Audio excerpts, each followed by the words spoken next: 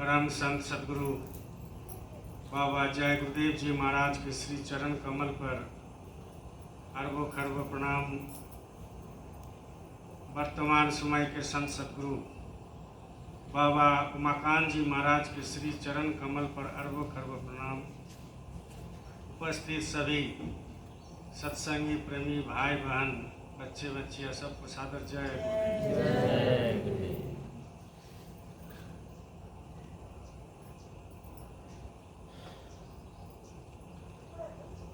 मालिक का असीम दया कृपा,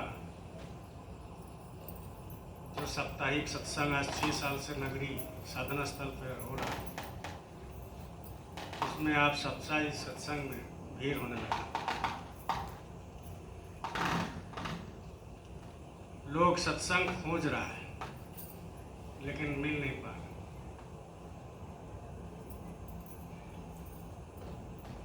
लोगों में जो सत्संगी प्रेमी होते हैं उनकी चाहत होती है कि हमको वो खाना मिले जिनमें मन तृप्त हो जाए, आत्मा का शांति मिल जाए।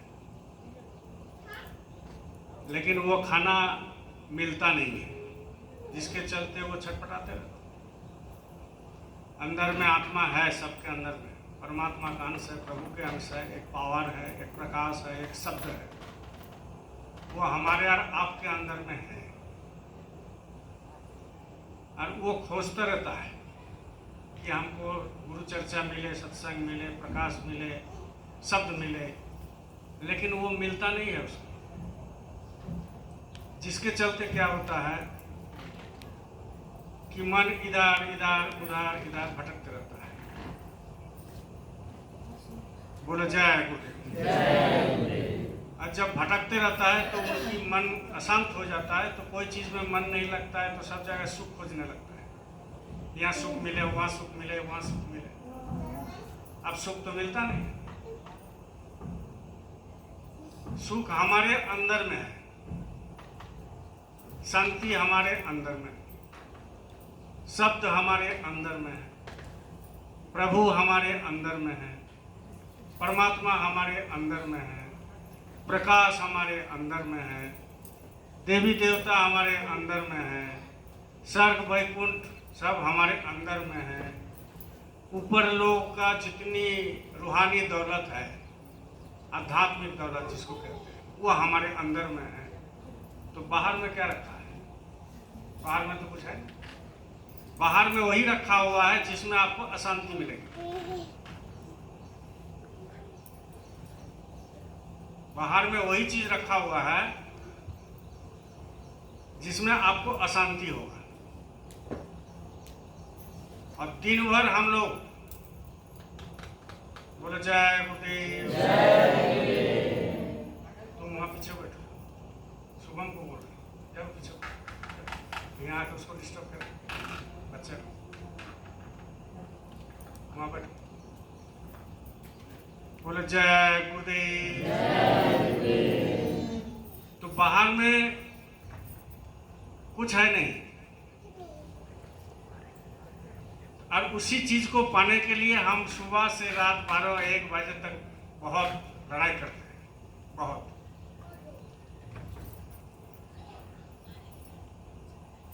कोई चाहता है कि हमको पैसा मिल जाए तो सुख मिल जाए।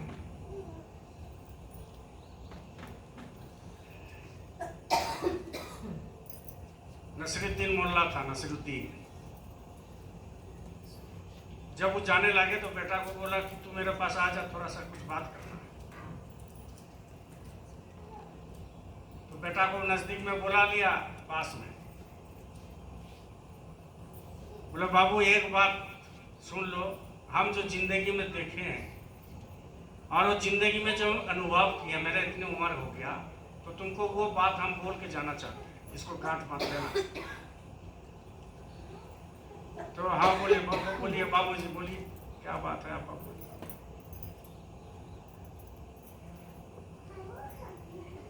तो बोला कि देखो पैसा में सुख नहीं मिलता है।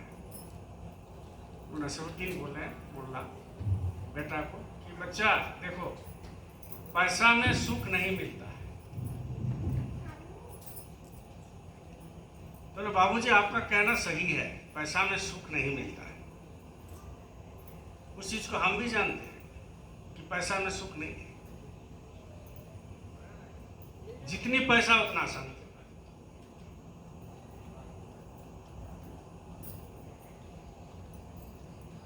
तो आपकी बात तो हम मान लिए, लेकिन मेरी बात भी तो एक मानो। बोले हाँ बताओ। बोले पिताजी पैसा में सुख तो नहीं मिलता है, लेकिन दुख तो मिलता है ना। पिताजी को बोल रहे हैं कि पैसा में सुख नहीं मिलता है, लेकिन दुख तो मिलता है ना। तो संसार जीवन में पैसा भी कमाना है, उसमें सुख है नहीं। और पैसा कमाओ तो दुख भी है, दोनों चीज हो रहा है। पैसा कमाओ तो दुख भी है, अब पैसा नहीं है, पैसा नहीं है तो भी दुख है। तो पिताजी पैसा से सुख नहीं मिलता, लेकिन दुख तो मिलता है। लेकिन वही पैसा जब आता है या नहीं आता है, जब दुख मिलता है, तो उसी दुख में शांति कैसे मिलेगा, ये आप उपदेश हमको। बात को समझ में आया कि उसी पैसा जब नहीं आता है तो दुख मिलता है, अब पैसा आता है तो दुख मिलता है।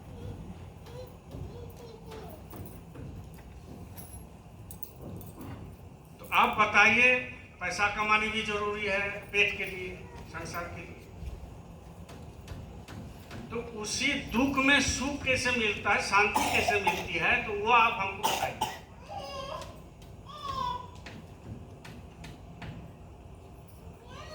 तो बोले कि शांति मिलेगा,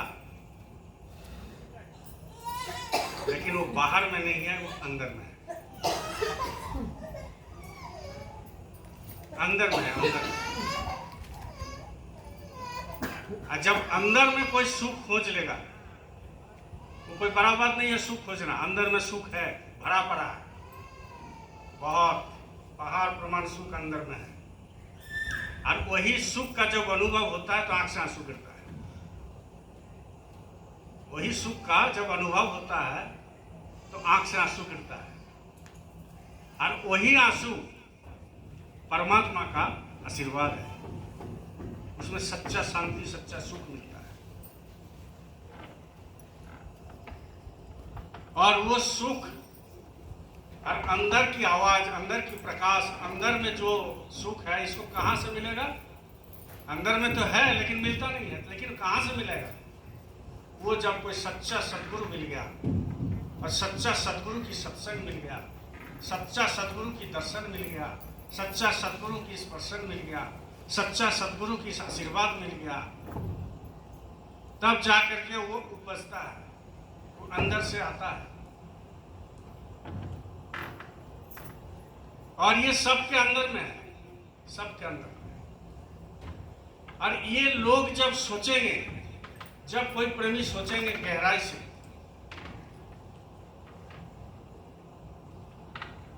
जितने महात्मा उपदेश देते हैं, टीवी में हो चाहे इधर उधर, बोलो जय गुरुदेव, वो सड़क की बात करते हैं कि सड़क मिल जाएगा। वो नरक का बात करते हैं, खराब कर्म करोगे तो नरक मिल जाएगा। दिन भर यही उपदेश देते रहते हैं।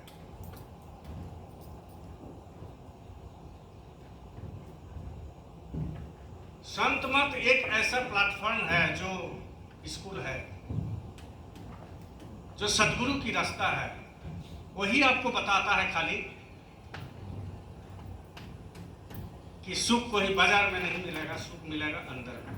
खोज री पिया को निज घट में। जब पिया को, परमात्मा को अपने अंदर घट में खोजेगा, तब वो सुख मिलता है, नहीं तो नहीं मिलेगा। लोग खाली स्वर्ग जाने के लिए कर्म करते हैं और नरक जाने के लिए सोचते हैं कि हम नरक नहीं जाएंगे। जिंदगी में ही एक तो ध्येय हो गया, एक विचार बन गया कि नहीं हमको स्वर्ग जाना है, स्वर्ग जाना है, स्वर्ग जाना है, मरने के बाद हम स्वर्ग जाएंगे। कोई नरक थोड़ी जाना चाहता है। लेकिन उसकी ऐसा कर्म बन जाता है कि वो नरक जाने पर मजबूर हो जाएगा। वो किसी को नहीं छोड़ता, प्रकृति किसी को नहीं छोड़ेगा, कर्म किसी को नहीं छोड़ेगा, उसको जाना ही पड़ेगा।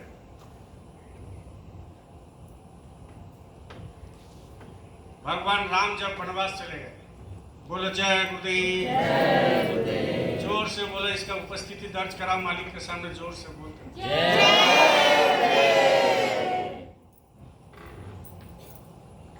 राम जब वनवास चले गए, अब वनवास में जा करके जब कुटिया बन करके रेडी, वहां तो चौकी लेकर पालन लेकर नहीं गए, ट्रैक में लौट कर पैदल ही चले। तो जमीन पर सोते, राम जब जमीन पर सोते थे तो लक्ष्मण और एक आदिवासी, जंगल में आदिवासी रहते हैं, वो पहरा देते थे रात को, इधर उधर, रात भर सोते नहीं थे, सेवा करते।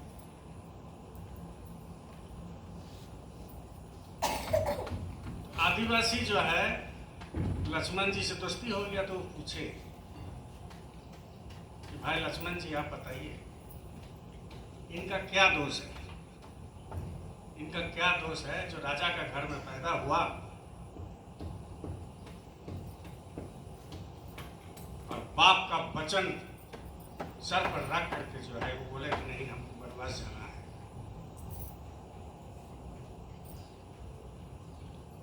तो इनका क्या मतलब दोष था जो ये आज जमीन पर सुत गए। कर्म देखिए कैसा।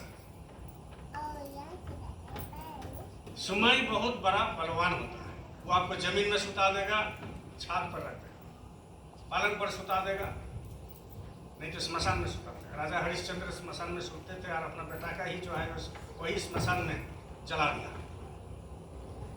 राजा थे बहुत बड़ा, क्या दिक्कत होता। लेकिन कर्म ऐसा होता है, लोगों को भिखारी भी हो सकता है, महल में भी रह सकता है, वो समय का इंतजार करना पड़ता है। समय बहुत बड़ा बलवान होता है, जो भी हुआ समय से हुआ।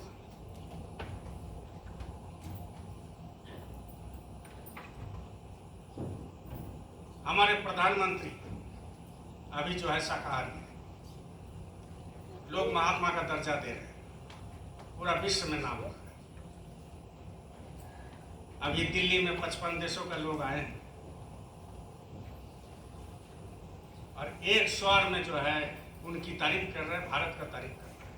अब तो इंडिया के नाम बदलने वाला है, भारत हो रहा है। भारत थे लक्ष्मण का भाई, उनकी नामानुसार ये भारत देश हो रहा था। एक समय था, समय की बात कर रहे हैं, एग्जाम्पल इसीलिए दे रहे हैं कि आप लोगों को मालूम हो। एक समय था जो नरेंद्र मोदी जी को, हमारे प्राइम मिनिस्टर, प्रधानमंत्री को अमेरिका जाने के लिए वीसा नहीं दिया था, मना कर दिया, नहीं घुसना नहीं दिया, वीसा नहीं दिया। लेकिन वही आज अमेरिका प्रेसिडेंट आकर के गले मिल रहे, हाथ जोड़ करके पहुंचा। कहने का मतलब ये समय की बात, समय से होता है। लेकिन इसी समय को टालने के लिए सहन शक्ति बहुत दृढ़ होना चाहिए, जरूरी है। जो सहेगा वो रहेगा, जो नहीं सहेगा वो नहीं रहेगा। तो जब आदिवासी पूछे लक्ष्मण जी को कि इनका क्या दोष था, ये बिस्तरा में नीचे में सोए हुए हैं, तो पालक में सूतने वाले हैं, यहाँ खाली पैर में चल रहे हैं, कांटा फूट रहे हैं, फल खा के रह रहे हैं, कोई सेवा करने वाला नहीं है, तो इनका क्या दोष है? बोले जय जय। तो बोले जितना दोष इन्हीं का है। लक्ष्मण बोल रहे हैं आदिवासी, किसी का दोष नहीं है भैया, जितना दोष है इन्हीं का है। लक्ष्मण बोल रहे भैया को दिखा करके कि इन्हीं का दोष है। बोले वो कैसे? बोले वो ऐसे, एक बार नारद जी को लगा कि शादी करेंगे, एक राजा के दरबार में जो है स्वयंवर सभा लगेगा, रानी जो है उनकी लड़की जो है माला देंगे। तो नारद जी सोचे कि हम भी चले जाएंगे और हमको भी माला ले लेना है, शादी करना है। वो विष्णु भगवान के पास चले गए और विष्णु भगवान को बोले कि भगवान एक अर्जी है तेरा। तो बोले क्या अर्जी है? बोला अर्जी यही है कि हम शादी करना चाहते हैं। बोला अरे तुम नारद महात्मा है, तुम शादी करके अभी क्या करोगे? बोले नहीं हमारा मन हो गया, शादी करो।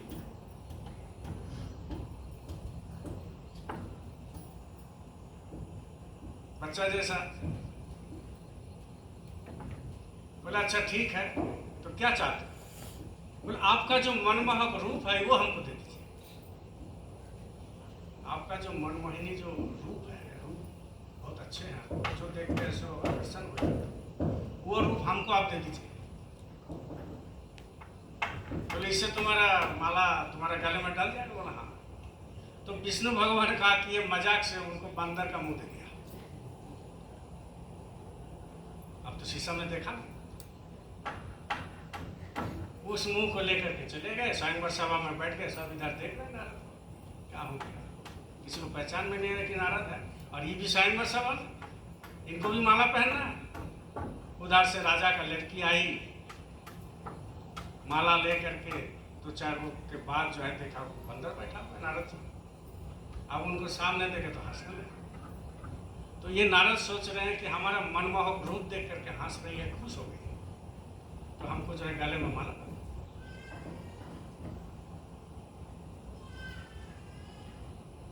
तो बोले कि जल्दी डालो, तुमको तो अच्छा लग गया तो जल्दी डालो। बोला आपने कभी शक्ल देखा है? शीशा में देखा शक्ल, तब यहाँ है।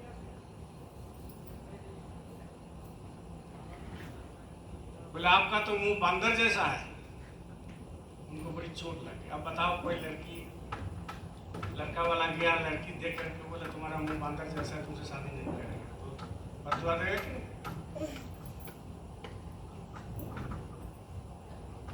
तो अंदर में जो है नारद जी का बड़ी दुख हो गया, और बड़ी जो है दुखी होकर के आए विष्णु भगवान। बोले भगवान ने कैसा मुंह दे दिए कि वो शादी नहीं किया, ऊपर से बदुआ। बोले हम तो मजाक से आपको किए, देखा चेहरा में कुछ नहीं, इसमें दो तीन बातें हैं, चेहरा में कुछ नहीं रखा हुआ है। लोग शादी करते हैं चेहरा, आपको नहीं करता है। लोग शादी करते हैं चेहरा को करते हैं, आपको नहीं करता है, दिल से नहीं करता है। अब किसी को लड़की को जबरदस्ती शादी दे दिया, उसका इच्छा नहीं है लेकिन दे दिया, अब तो भाई मजबूरी में उसको घर बनाना ही है, घर करना ही है जिंदगी में। तब विष्णु भगवान को ये अभिशाप दे दिया नारद जी कि जैसे आप हमको दुख दिए, आपको भी त्रेता युग में दुख मिलेगा।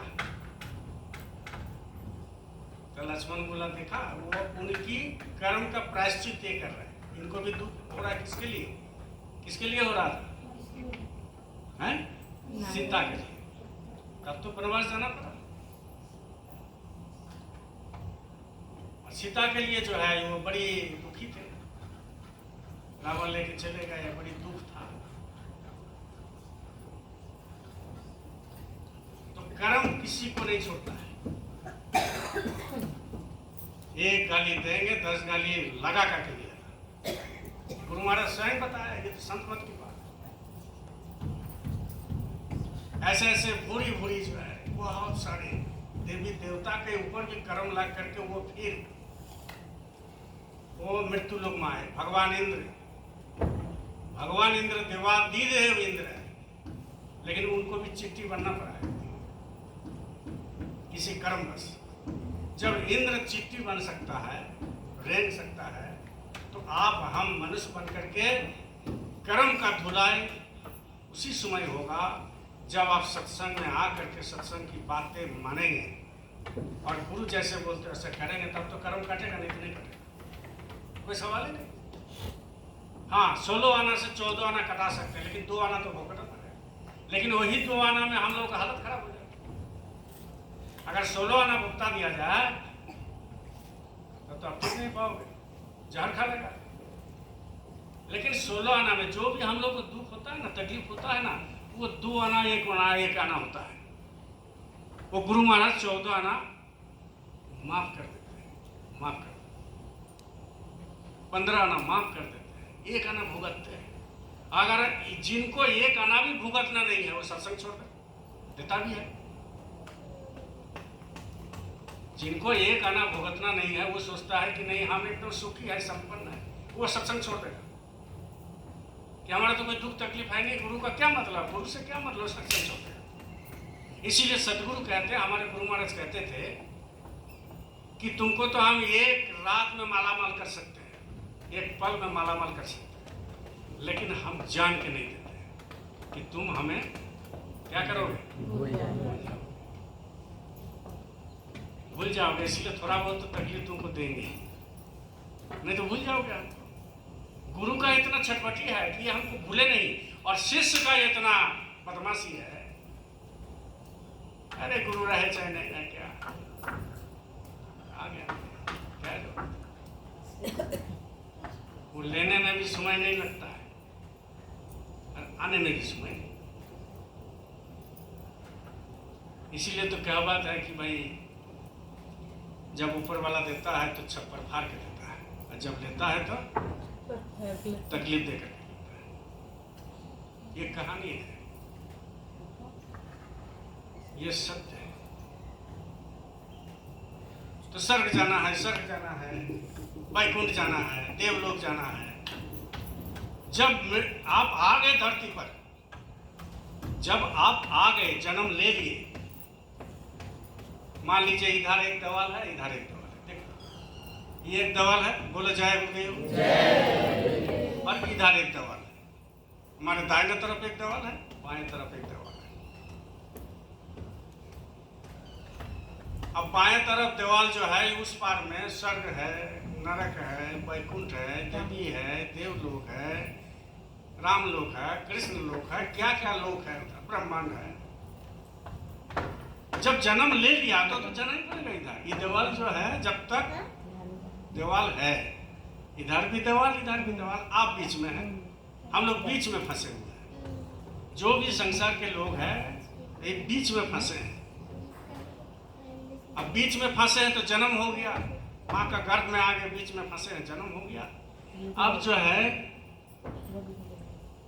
बाएं तरफ देखिए दीवाल है, तो उस पार में सारे सब कुछ है, देवी है, देवी देवता लोग है, ब्रह्मांड है, महाकाल पुरुष है, ब्रह्म लोग है, स्वर्ग है, वैकुंठ है, क्या क्या नहीं है, गंधर्व लोग है। शास्त्र के अनुसार उधर तो जाना है, ये तो तय हो गया, उधर जाना है। जब जन्म लिए मृत्यु होगा, अब मृत्यु जब होगा तो दीवाल फांद करके उधर जाना ही है। लेकिन लोग ये नहीं सोचते हैं कि दाहिने तरफ जो दीवाल है, कहाँ से हम आए, उस पर क्या है, ये नहीं सोचते। बीच में है, बाएं तरफ इधर जाना ही है। लेकिन जब दाहिने का दीवाल, मतलब हम आए कहाँ से, ये कोई विचार नहीं करता है, ये कोई सत्संगी नहीं सोचता है, ये कोई महात्मा नहीं समझाते, एक सतगुरु छोड़कर कि भाई हमारे दाहिने तरफ जो दीवाल है, उधर तो कुछ है, तो हम आए कहाँ से, ये तो सोचो भाई हम आए कहाँ से, शरीर कहाँ से मिला। जाने का तो हम जान रहे हैं कि इधर रास्ता है, स्वर्ग चले जाएंगे, कोई दिक्कत नहीं, ये मन में आ गया, स्वर्ग चले जाएंगे। जो शिव भक्त है शिव लोग चले जाएंगे, जो राम भक्त है राम लोग चले जाएंगे, जो कृष्ण भक्त है जन्माष्टमी पालन किया है चले जाएंगे। अब जाएंगे कि नहीं जाएंगे तो मालिक जाएंगे, लेकिन मन में तो है कि चले जाएंगे। लेकिन इस साइड में जो दीवाल है, हम आए कहाँ से, माँ का गर्भ में आए, कैसे आए, कैसे आए हम माँ का गर्भ में, वो प्रकाश कहाँ था, वो आत्मा कहाँ था, उधर कोई सोचता। और जिस दिन ये सोच लेगा मैं कौन हूँ, और जिस दिन ये सोच लेगा कि हम कहाँ से आए, जिस दिन ये सोच लेगा कि हमारा उत्पत्ति कहाँ से हुआ, जिस दिन ये सोच लेगा कि मेरा घर कहाँ है, और जिस दिन ये सोच लेगा कि आत्मा कहाँ से आया है, मैं कहाँ से आया हूँ, मैं है कौन, अपने आप को परखना पड़ेगा, अपने आप को खोजना पड़ता है कि भाई मैं कौन हूँ। हमारे कोई अस्तित्व नहीं है, ये शरीर बोलते हैं महात्मा मिट्टी है, तो मैं कौन हूँ? ये हाथ पैर बोलते हैं कि मिट्टी है, तो मैं कौन हूँ? ये जो है माथा एक दिन स्मशान में तोड़ देगा, फोड़ देगा, जल जाएगा, तो मैं कौन हूँ? मेरी ये शरीर को, पूरा देह को जो है चिता पर रख देगा, जला देगा, फूंक देगा, गड़ देगा, तो मैं हो? हम क्या है? मैं कौन हूँ? ये तो कम से कम सोचना चाहिए। और जब तक ये नहीं सोचेगा तब तक ये संत मत को समझना बड़ी मुश्किल है। और जब तक ये नहीं सोचेंगे तब तक सतगुरु को समझना मुश्किल। जब तक ये नहीं सोचेंगे तब तक आपकी आध्यात्मिक उन्नति का तरक्की नहीं होगा। और जब तक ये नहीं सोचेंगे सत्संग में मन नहीं लगेगा। इसीलिए तो सुमिरन ध्यान भजन कराया जाता है। इसीलिए तो बोलते हैं गुरु कि 2-2 घंटा बैठो, 1-1 घंटा बैठो, माला को घुमाओ। इसीलिए कहते हैं। अब बाएं तरफ दीवार को सब कोई सोचता है, दाहिने तरफ दीवार कहाँ से हम आए हैं, कितना दिन रहेंगे। ये जीता जागता श्वास चल रहा है हमारा, ऊपर नीचे, खाओ तो भी, सुतो तो भी, घूमो तो भी, बिजनेस करो तो भी, नौकरी करो तो भी, पिक्चर देखो तो भी, सत्संग सुनो तो भी, सेवा करो तो भी, भंडारा खाओ तो भी, काम करो तो भी, आसमान में चढ़ो तो भी, ये श्वास जो है चलते रहता है, 24 घंटा चल रहा है। बस इसी को ऊपर जो है लोगों को ध्यान नहीं है। और जिस दिन रुक गया खेल खत्म हो गया। जिस दिन ये श्वास रुक गया उस दिन खेल खत्म हो गया। तो ये श्वास कैसे चल रहा है, किसके द्वारा चल रहा है? हमारे अंदर कौन सी शक्ति है जो ये श्वास चल रहा है? कौन सा अंदर में वो शक्ति है, कौन सा अंदर में वो जनरेटर है, कौन सा अंदर में वो बैटरी है, कौन सा अंदर में वो प्रकाश है, कौन सा शब्द है जिसके जरिए ये हमारा श्वास चल रहा है? ये अंदर में जो है हार्ट जो है, ये दिल ऐसे ऐसे ऐसे ऐसे करता है। ये कैसे कर रहा है? कौन उसको चला रहा है? ये तो मेन तो यही है, कौन चला रहा है उसको? और जिस दिन चलाने वाली शक्ति बंद हो जाएगा उस दिन ये हार्ट ब्लॉक हो जाएगा। डॉक्टर बोलेगा हार्ट अटैक, मर गया। यही है साइंस, यही है विज्ञान, यही है सत्संग का मूल उत्पत्ति। अपने आप को जानना है कि मैं कौन हूं। और जिस दिन आपका मन में यह घर कर जाएगा कि मैं कुछ नहीं हूं, ये शरीर मेरा कुछ नहीं, तो एक जीरो हो जाएगा। और जिस दिन जीरो का आपको अवलोकन हो जाएगा, जिस दिन जीरो आपके सामने आ जाएगा कि मैं एकदम जीरो है, उस दिन परमात्मा का रूप आपके सामने आ जाएगा। जब तक जीरो नहीं होगा तब तक नहीं आ सकता। जब तक जीरो आप अपने को नहीं समझेंगे तब तक आपके अंदर वो प्रस्फुटित नहीं होगा, वो फूल, वो दया मालिक का। अपने आप को जीरो समझना एक बहुत बड़ा कला होता है। और वो जीरो को समझने के लिए सद्गुरु की प्रयोजन होता है, सद्गुरु की जरूरी होता है। और वही सद्गुरु आपको समझाएगा कि तुम कुछ नहीं, तुम्हारा शरीर किराए का मकान है, तुम्हारा शरीर एक दिन जल जाएगा। तुम इस शरीर के अंदर में हो, लेकिन चलाने वाले शक्ति कोई दूसरा है। और यह शरीर से कुछ नहीं होने वाला है, कुछ नहीं होने वाला है।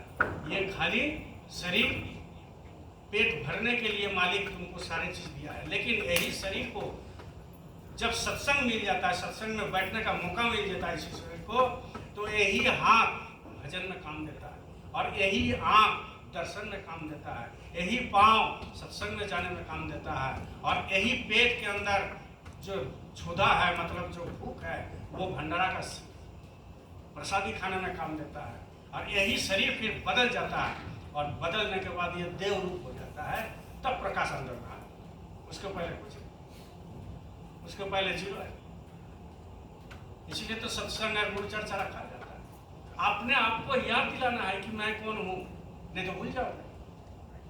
ये शरीर आपका और मेरा ये कुछ नहीं, ये शरीर आपका और मेरा कुछ नहीं। जैसा आशा वैसा पाशा। एक मारवाड़ी था, बोला जय गुरुदेव। अब मारवाड़ी का जो है मरने वक्त जो है बिस्तरा में, अब मारवाड़ी के पास बहुत पैसा रहता है, पूरा परिवार रिश्तेदार आ गया, बिस्तरा के बगल में खड़ा है। तीन बेटा भी खड़ा है, करोड़पति आदमी है।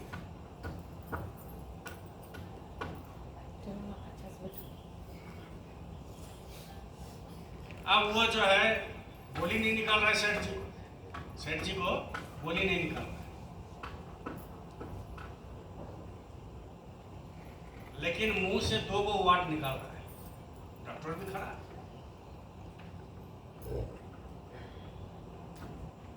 2 वाट क्या निकाल रहा है?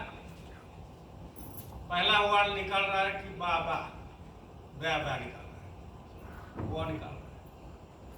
अब दूसरा वाट क्या निकाल रहा है? झाझा,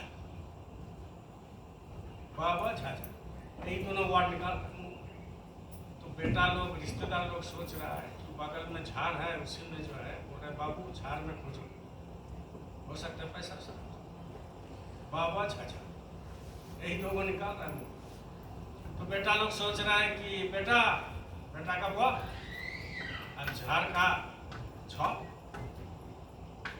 तो ये बाबूजी हो सकता है बोलना चाह रहा है कि बेटा झाड़ में कुछ मार रखा। तो डॉक्टर को बोले डॉक्टर साहब ऐसे कोई दवाई नहीं है कि पिताजी का मुंह जो है एकदम पूरा स्पष्ट आवाज सुनने लगे, भले एक ही वार्ड। बोले अच्छा एक इंजेक्शन देते हैं, उसमें हो सकता है निकल जाए। बोले दीजिए जल्दी। अब इंजेक्शन जैसा ही दे दिया तो सेठ जी थोड़ा सा हो गया। लास्ट इंजेक्शन वही होता है, निकल गया तो निकल गया, ना तो गया। अब जैसा ही सुई दे दिया तो थोड़ा सा होश में आया।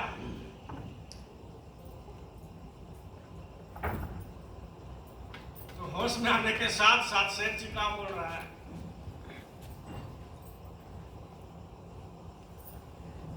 कि बकरी झाड़ू चबा रहा है। झाड़ू रखा हुआ था, बकरी था, तो वो चबा रहा है, तो बोले उसको हटाओ। तो जिसका जैसा मतलब, पुत्र का मतलब है पिताजी से जितना धन लिया जाए, और पिता का मतलब पुत्र से जो है बुढ़ापा में काम लिया। स्वार्थ तो दोनों का है, स्वार्थ दोनों का है। पिता चाहते हैं कि बुढ़ापा में पुत्र हमको कुछ खाने पीने देंगे, हमको तकलीफ नहीं होगा, और पुत्र चाहते हैं मरने के समय कुछ माल निकाल दें पिताजी से। सबको ऐसा नहीं होता है, लेकिन कलयुग है 95%, 5% जो बहुत बड़ी मालिक का दया है जो उसमें है।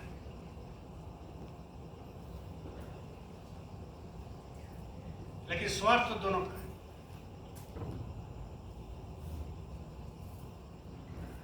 स्वार्थ दोनों का है। इसीलिए कहते हैं गुरुदेव तुम्हारे बिन मेरा कोई सहारा नहीं। गुरुदेव तुम्हारे बिन मेरा कोई सहारा नहीं। स्वार्थ की दुनिया में मेरा कोई सहारा नहीं। बहुत बड़ी बात है, ये स्वार्थ की दुनिया है। एकमात्र आपका हित, एकमात्र आपका मीत, एकमात्र आपका पिता, एकमात्र आपका बंधु, एकमात्र आपका सखा, एकमात्र आपका माता, एकमात्र आपका सब कुछ, ये हमारे अंदर जो बैठा है वही है, बाकी सब पराया है, सब पराया है। जिसको हम अपना समझते हैं वो अपना नहीं हो सकता, जिसको हम अपने समझते हैं वो नहीं हो सकता, जो हम धन को अपना समझते हैं वो हमारी नहीं हो सकता। जिस दिन ये आंख बंद हो जाएगा, ये पलक झपकते बंद हो जाएगा, तो वो हमारे मिट्टी हो गया, नहीं हो सकता मेरा। वही धन दूसरा आदमी खाएगा, आपको तो मिला ही नहीं है, दूसरा खाएगा। इसलिए कहते हैं कि ये स्वार्थ की दुनिया है, स्वार्थ की दुनिया। ये जितनी महात्मा आया और जितना पैगंबर आया, जितना जो है पंडित आए, जितना जो है मौलवी आए, और जितना जो है हमारे अच्छे अच्छे जो महात्मा आए, सदगुरु आए, सबका एक ही कहानी है कि ये स्वार्थ है, स्वार्थ है, स्वार्थ की दुनिया है। तो क्या वो झूठ बोल के नहीं है? फिर भी लोगों को ये समझ में नहीं आता है, सोचता है कि नहीं वो मेरा खास आदमी है। कोई खास नहीं होता, सब आम होता है, खास कोई नहीं होता। इसलिए कबीर साहब कहते हैं,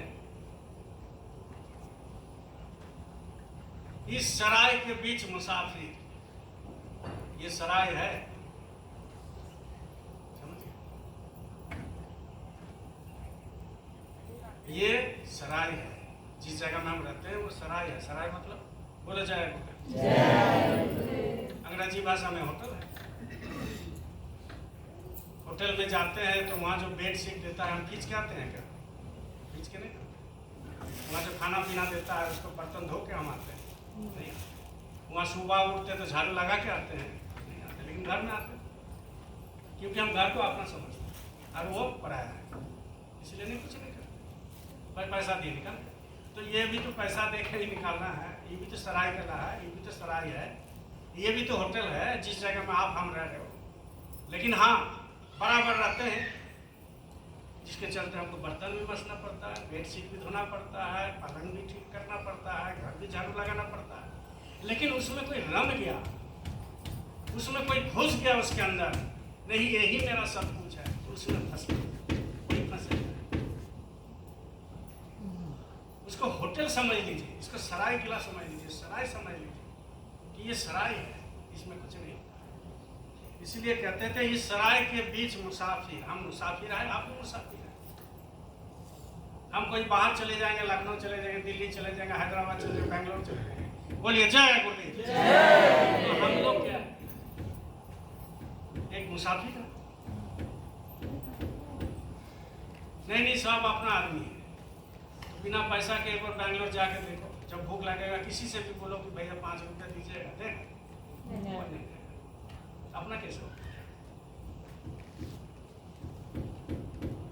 अपना कैसे हो? कोई अपना नहीं। मुसाफिर है, मुसाफिर आए हो, बस कुछ दिन नाटक करके चले। ये नाटक है, रंगमंच है जिसको बोलते हैं। कोई माता बना, कोई पिता बना, कोई विलन बना, कोई पुत्र बना, कोई पति बना, कोई ये बना, कोई वो बना, और रंगमंच में एक जगह में नाटक करके एक्टिंग करके चले। एक्टिंग है ये। हम किसी का पिता है, एक्टिंग। मेरा पुत्र है, वो एक्टिंग करता है। मेरा पत्नी है, एक्टिंग करता है। मेरा रिश्तेदार है, एक्टिंग करता है। ये 4 घंटा 5 घंटा का एक्टिंग नहीं है सिनेमा जैसा, ये 70-80 साल का एक्टिंग है। और ऐसा ही कर रहा है सब, ऐसा ही कर रहा है, इसी में रमे हुए और इसी को समझते हैं हम अपना जगह है। लेकिन ये है मुसाफिर। इसलिए कहते हैं इस सराय के बीच मुसाफिर, क्या क्या तमाशा हो रहा है। कबीर साहब लिखते हैं क्या क्या तमाशा हो रहा है, देख के आश्चर्य करते हैं। ये तमाशा है, क्या क्या तमाशा होता है चारों तरफ। जब आपका अंदर की प्रकाश मिलेगा ना, और जब अंदर की आवाज थोड़ा सा भी मिल गया, और जब अंदर में आपको अनुभूति होगा सदगुरु की, तो आपको मजाक लगेगा, ये सब क्या कर रहा है, कुछ बोलेंगे नहीं आप, लेकिन मजाक लगेगा, क्या कर तमाशा। इसीलिए तो साधु चुप हो जाते, महात्मा चुप हो जाते। महाराज जी को देखा, एक वाट नहीं बोलते, चुप है, जितना जरूरत है। हमारे गुरु महाराज जी चुप, तो महात्मा इसीलिए चुप हो जाते। क्या बोले, किसको क्या बोले, मेरी बात तो सुनता ही नहीं है, तो बोले क्या। तो वही कहते हैं क्या क्या तमाशा हो रहा है। कोई समटा बिस्तरा, कोई जम के सो रहा है। कभी सब कहते हैं कोई बिस्तरा समझ रहा है जाने के लिए, मैं समय आ गया, चलो बिस्तरा समझो, चलो खेल खत्म।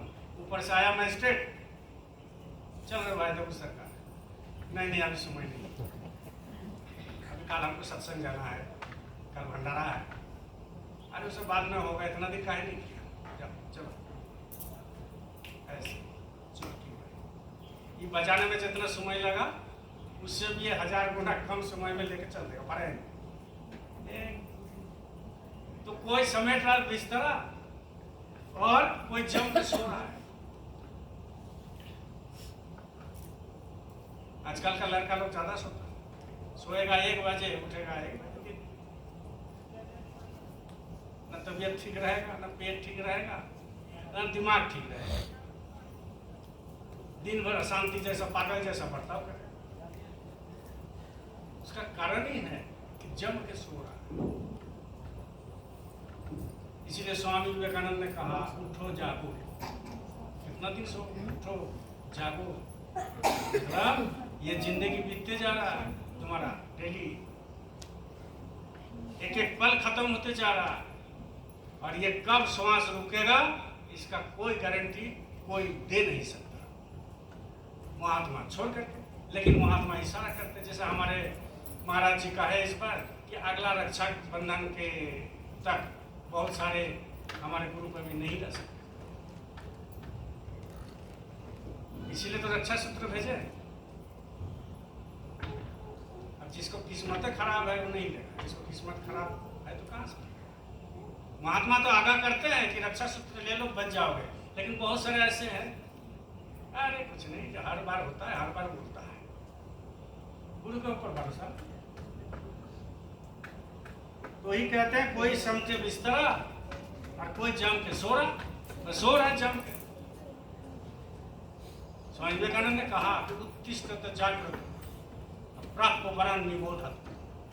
संस्कृत भाषा है, उत्तिष्ठत जागृत, उठो जागो, समय बीत रहा है, तुमको जाना है एक जगह में, तुम अपना घर को खोज करना है, और उस घर को पता हम तुमको बताएंगे, तुम ले लो उस घर का पता, बस खेल खत्म। कोई नहीं करता। कोई बजाए और कोई गावे, कोई बजा रहा है कोई गा रहा है। बजा रहा है माने ढोल मंदिरा का बात नहीं कर रहे हैं। पैसा आया तो खूब ताली बजे, वाह आज बहुत अच्छा पैसा आ गया बिजनेस, खूब लड्डू बेचा आज रक्षाबंधन है ना। अब दिवाली में खूब टीवी बेचे, खूब बजा। इसलिए कहते हैं, कोई बजावे कोई गावे और कोई रो रहा है। जिसके पास नहीं रो रो, जिसके पास आ रहा है उस खूब बजा रहा है, और जिसके पास नहीं है एक जगह बैठ के रो। भगवान हमारे साथ का है ऐसा कर रहा है, उसके साथ नहीं कर रहा भाई। अपना कोई कर्म है, उसको मिल रहा है, कर्म किया है पिछले जन्म, कितना जन्म कर्म किया है, तब जाके मिल रहा है। ऐसा मिल जाता है। भगवान सबके ऊपर बराबर दो। जब बारिश होता है नगरी में तो बोला कि नहीं उसका घर में नहीं देंगे, उसका घर में देंगे, उसका घर में नहीं देंगे, उसका। ऐसा होता है क्या? बारिश तो बराबर के दे देता है।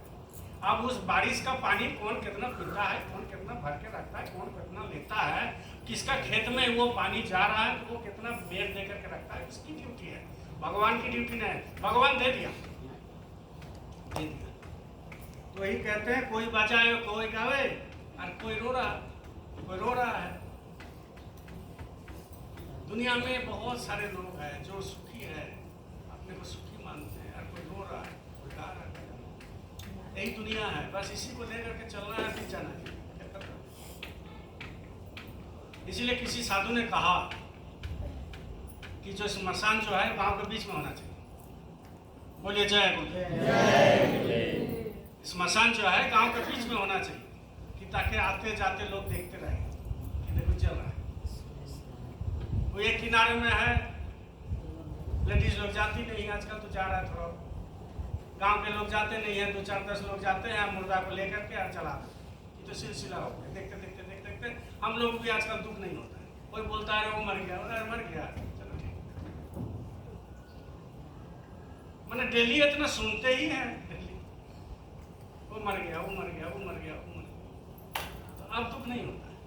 एक तो सदगुरु के पास है, दूसरी सत्संग मिलता है, तीसरी ज्ञान हो गया कि ये हम भी जाएंगे, वो भी गया, तो कौन सा बड़ा बात। हमसे पहले किया, 2 दिन बाद जाएंगे, रास्ता लगाया, नंबर है मेरा।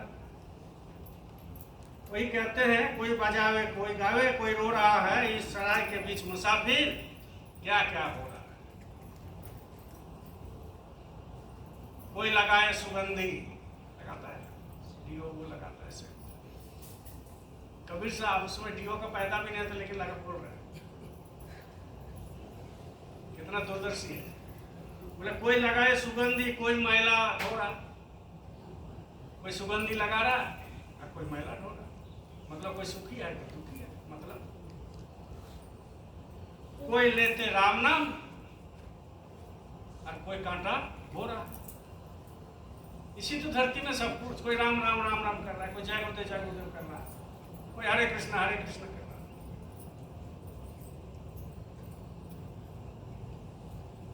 हम जहाँ रहते हैं वो 24 घंटा का एक मंदिर जो है, मंदिर में काल से सुबह से भोर से लगाया 4 बजे से हरे कृष्ण हरे राम का अखंड जप।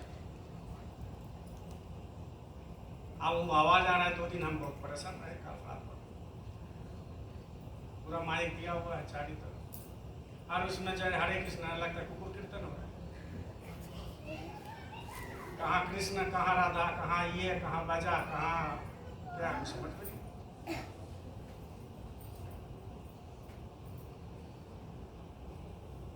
अरे भाई किसी को बुलाओ।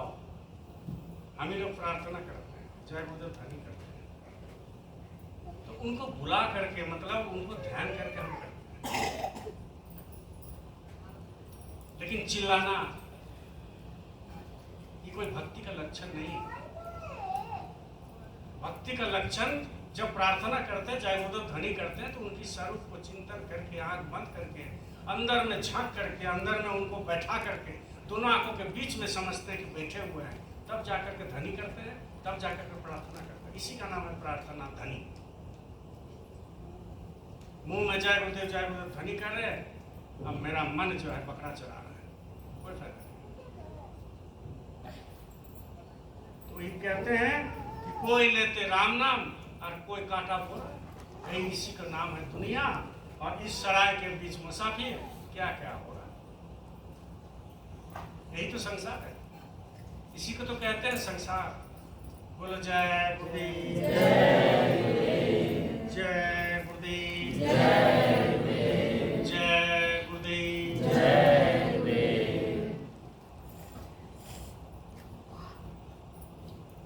एक प्रार्थना कर रहे हैं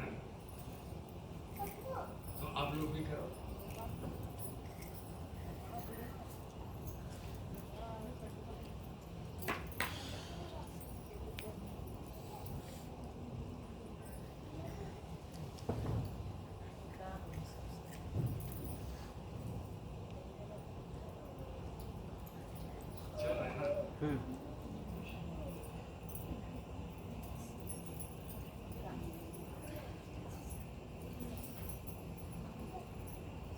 आपको भी सुर में सुर मिलाना है। प्रार्थना का मतलब बड़ी गहराई से प्रार्थना करना, ऐसे जय गुरुदेव। अब अपना बना लो मेरे सतगुरु प्यारे,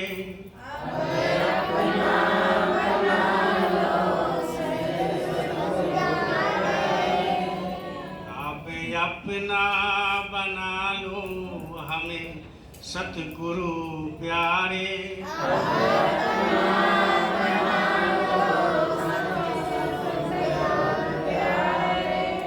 रहूं जिससे निर्भय सहारे तुम्हारे,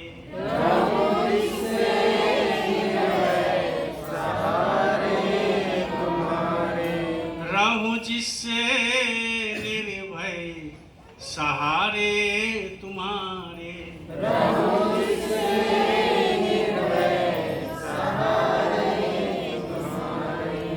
अब अपना बना लो हमें सतगुरु प्यारे।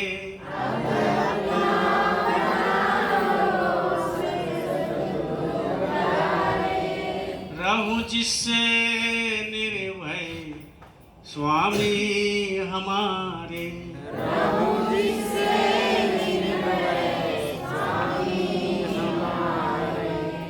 जगत में न समरत कोई दिखता, जगत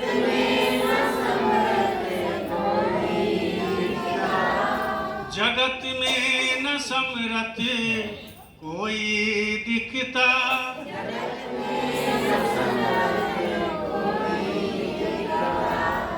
बताओ तुम्हें जाऊं किसके द्वारे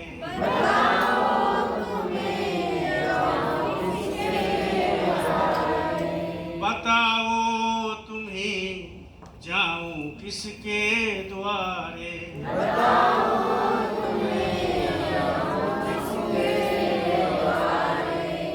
यह माना कि मेरी सिर पर पापों की गठरी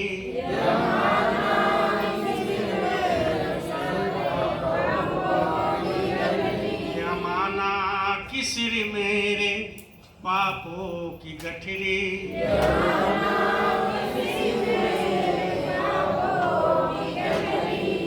मगर कौन बिन तेरे स्वामी उतारे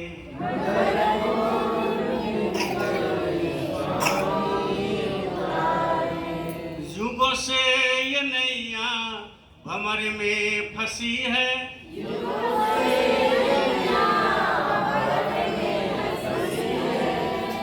युगों से ये नैया भंवर में फंसी है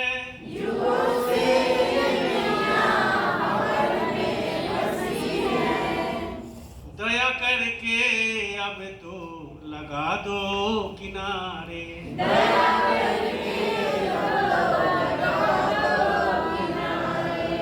अगर अब की डूबी तो गफलत ना मेरी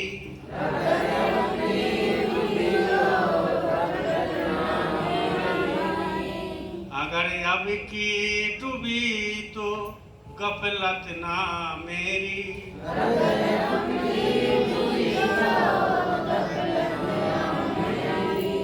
दयालु शरण में हूँ आया तुम्हारे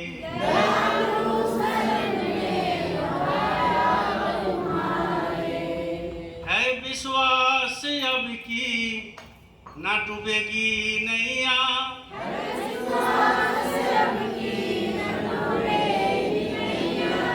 है विश्वास अब की ना डूबेगी नैया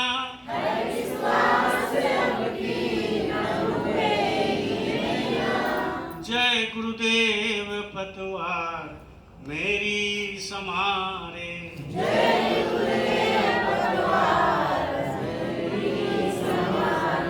अब अपना बना लो मेरे सतगुरु प्यारे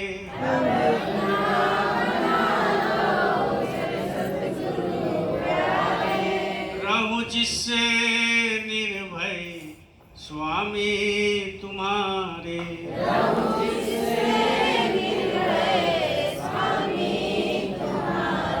रहूं जिससे निर्भय सहाय